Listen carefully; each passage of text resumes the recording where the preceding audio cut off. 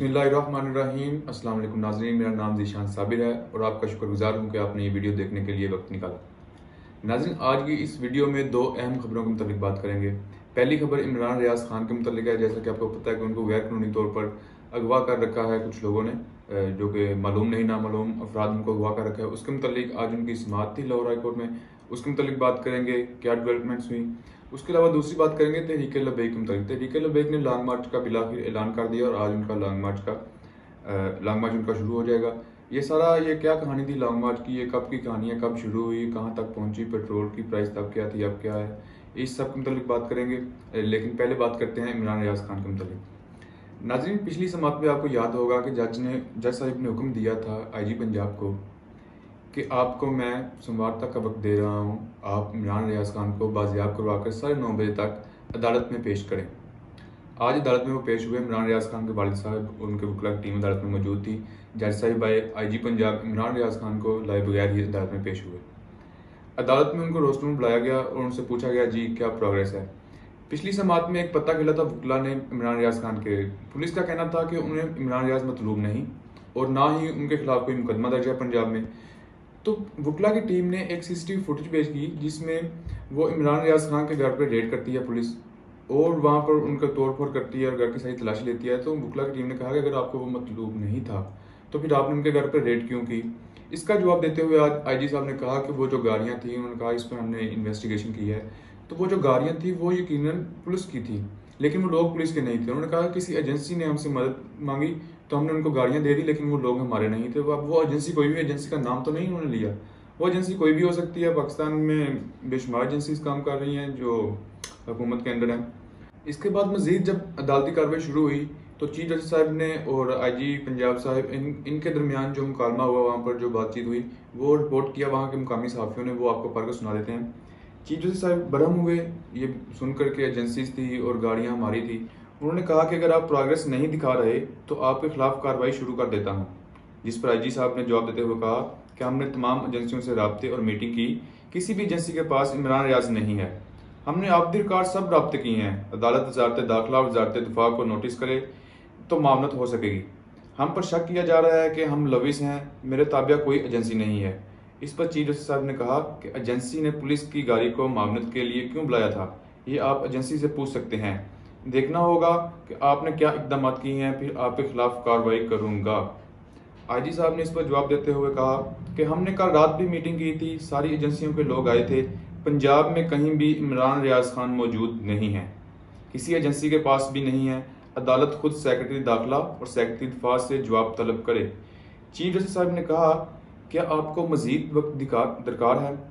IG साहब ने कहा, जी हाँ, हमने वजारत दिफा और वजारत दाखिला को खत लिखा है, लेकिन इनका जवाब नहीं आया अभी तक। चीफ जस्टिस साहब ने कहा कि अदालत की सबसे ज़्यादा, नाज़रीन ये रिमार्क्स सबसे ज़्यादा सुनने वाले हैं, उन्होंने कहा कि अदालत की सबसे ज़्यादा कोशिश है कि इमरान रियाज को बाहिफाजत बाजियाब करवाया जाए। इमरान रियाज की सलामती अदालत के लिए अहम है। मैं आपको एक और मौका दे रहा हूँ, खुदा न खास्ता इमरान रियाज को कुछ हुआ तो मैं सबके सामने कह रहा हूँ कि किसी को माफ़ी नहीं मिलेगी। मैं सारा रिकॉर्ड महफूज कर रहा हूँ। जैसा ने कहा कि पहले दिन से लेकर अभी तक मैंने सारा रिकॉर्ड महफूज कर लिया है। जो भी इसकी जद में आएगा, अगर इमरान रियाज खान को नुकसान पहुंचाया गया तो जो भी इसकी जद में आएगा उसको वो खमियाजा भुगतना पड़ेगा। इसके बाद चीफ जस्टिस साहब ने आईजी पंजाब उस्मान अनवर को 72 घंटों का वक्त देते हुए समाअत 25 मई तक मुलतवी कर दी। अब नाज़रीन 25 मई को दोबारा समाअत होगी। 72 घंटे का मजीद वक्त दिया गया है आईजी पंजाब को, मतलब पंजाब पुलिस को। देखते हैं इसमें क्या बनता है। लेकिन यहाँ पर एक और भी साथ में खबर है कि मियाँ अली शफाक, जो कि इमरान रियाज खान के दोस्त भी हैं और एक जाने माने वकील भी हैं, वो मुल्क से बाहर थे। माजी में भी जब गिरफ्तार हुए इमरान रियाज खान 2 दफ़ा, तो उन्होंने ही उनकी रिहाई करवाई। तो वो मुल्क से बाहर, तो उन्होंने वापस आने का ऐलान कर दिया है। उन्होंने अपनी एक ट्वीट की, ट्वीट में आपको पढ़ के सुना देता हूँ। मियाँ अली शफाक साहब ने कल गुज़श्ता रोज़ मतलब इतवार को ट्वीट करते हुए कहा कि कल की अदालती कार्रवाई में इमरान रियाज के वकीला की तरफ से सरप्राइज का इंतजार करें। कल का दिन केस में बहुत कुछ सामने लाने वाला है, वरना मंगल तक कार्रवाई गई तो सरप्राइज मंगल को मैं खुद दूंगा। मतलब सोमवार की रात को वो पाकिस्तान में वापस आ रहे हैं। उनका कहना था कि उसके बाद जब भी समाअत होगी तो मैं खुद वो सरप्राइज दूंगा। पुलिस और जेल पुलिस की जालसाजियों का मंतकी अंजाम इंतहाई करीब है, सबूत तैयार हैं। तो नाज़रीन देखते हैं, अब 25 मई तक मियाँ अली शफाक साहब भी वापस आ जाएंगे और पहले से भी वकीला की टीम काम कर रही है। اس میں کیا ڈیولپمنٹس آتی ہیں؟ کیا 25 مئی کو بھی عمران ریاض خان کو بازیاب کروایا جاتا ہے یا نہیں کروایا جاتا؟ یہ ایک بڑا سوالیہ نشان ہے۔ دوسری ہم بات کرتے ہیں تحریک لبیک کے لانگ مارچ کی۔ ناظرین یہ کہانی تب شروع ہوئی فروری میں۔ فروری میں پٹرول کی پرائس تھی 249 روپے۔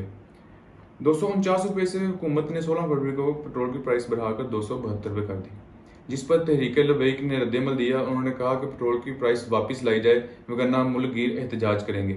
انہوں نے احتجاج کا اعلان کیا، شٹر ڈاؤن ہڑتال کا اعلان کیا اور شٹر ڈاؤن ہڑتال کی بھی۔